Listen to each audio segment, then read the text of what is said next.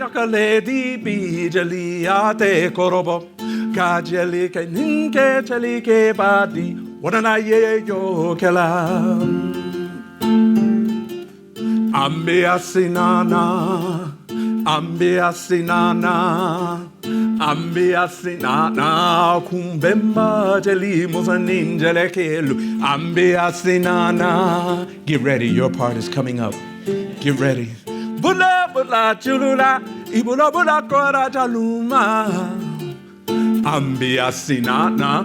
Kumbemba jeli musaninjele kelu. Ambe asinana. Are y'all ready? Are y'all ready? Yeah, Jalia. Alaleka Jaliada. I want to feel it. I want to feel it. Yeah, Jalia. Alaleka Jaliada. Ambia Sinana. Kumbemba Jali Mosaninja de Kelu. Ambia Sinana.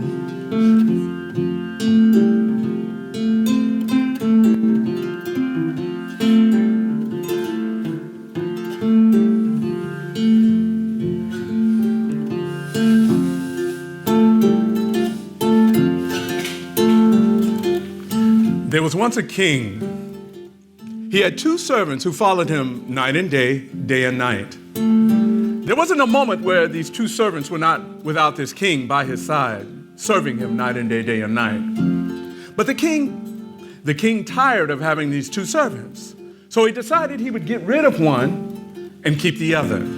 But he didn't know which one to get rid of, and he didn't know which one to keep. Yeah, Jalia. Alaleka Jaliada. So the king devised a plan. He would have the two servants come into his great chamber and answer a question. And depending on how they answered the question, well, he would get rid of one and keep the other. Yeah, Jalia. That's your heart. Yes. Alaleka Jaliada. Alaleka. So the king called the two into his great chamber. Bati. The king called the two into his chamber, his great chamber, and they're standing before him. One is standing on this side and the other is standing on this side. So the king presents the two servants with a plan that he has on how to govern the kingdom, a new plan that he has on how to rule over all of the people. So the king turns to the servant on this side and he looks at him and he says, "Tell me what you think of this new plan that I have." And the servant on this side, he looks at the king and he says, "Oh, your highness, it is a brilliant plan, an inspired plan. The plan you are putting forth is going to benefit all of the people of the realm."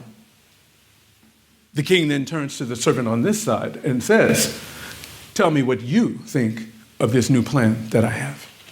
And the servant on this side, without hesitation, he looks at the king and he says, "That is the most ignorant thing I have ever heard in my life." He said, "You are supposed to be a king leading with wisdom, but there is no wisdom in this plan, and what you are putting forth is only going to cause harm to people of the realm." Bati. Needless to say, he got rid of one and he kept the other.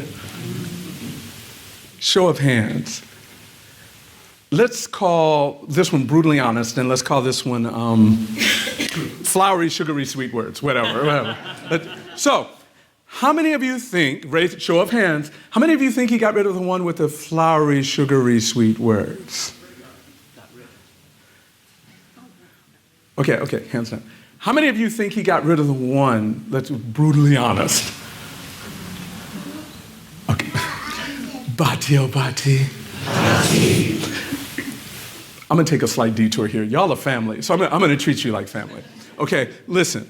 You have to use the wisdom of your lived experience to inform your present.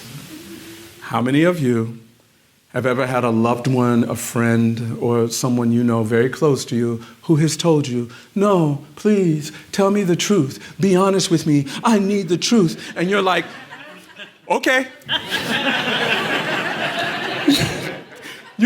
You're laughing because you have the wisdom of experience to know what happened. How many of you, when you went at them with the truth, all of a sudden you had problems now? Raise your hands, people. The king may have been a king, but he was no different. The king chose the one with the flowery, sugary, sweet words, and he sent the other one away. And Bati, not only did he keep the one with the flowery, sugary, sweet words, but he made him wealthy. He made him wealthier than many nobles. In fact, he became so wealthy with land, with cattle, with homes, that many of the nobles were jealous of that servant who had the flowery, sugary, sweet words. And then one day, after years and years of serving the king, that servant with the flowery, sugary, sweet words, he was in one of his homes and he thought to himself, whatever happened to that other servant I was with so long ago? And he decides to find him. Yeah, Jalia. Alaleka Jaliada. Alaleka Jaliada. Ambia sinana. Kumbemba jali musaninja lekelu. Ambia sinana.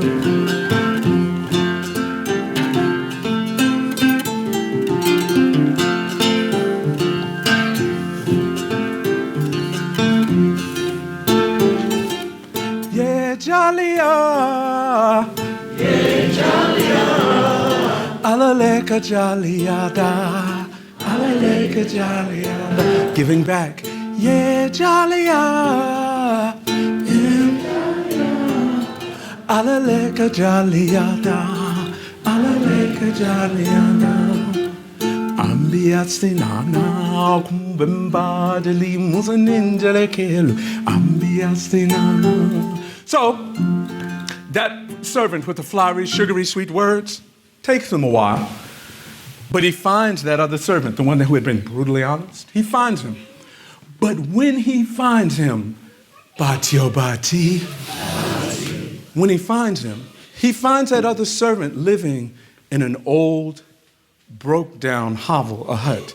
It's 4 walls. It's not even a whole complete room. It's just 4 walls with slapboards, and there are holes in the walls and the ceiling, and the floor is dirt. It's a dirt floor. And seated in the middle of this dirt floor is that other servant, dressed in tattered clothing, and he's eating from a bowl of really simple soup. The other servant is dressed impeccably, standing in the doorway. And he looks at him and he shakes his head and he says, look at what has become of you. And he tells him, if you had learned to obey a king, you would not have to sit there eating such simple soup. And the other man looks up from his bowl and he says, no, you have it wrong. And he tells him, if you had learned to eat simple soup, you would not have to obey a king.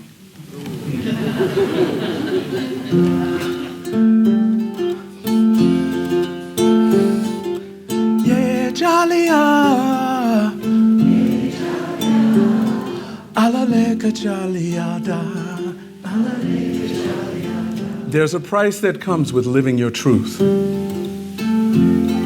And if you are indeed the type of human being who believes in others, who is empathic, who feels the pain of others, and you live in that truth, it is painful. But that's what we have to do.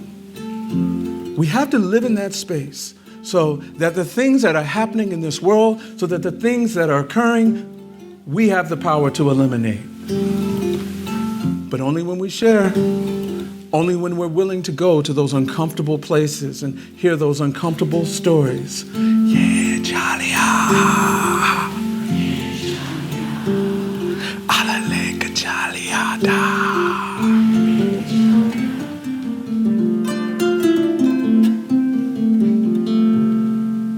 Don't clap, just listen. Don't clap.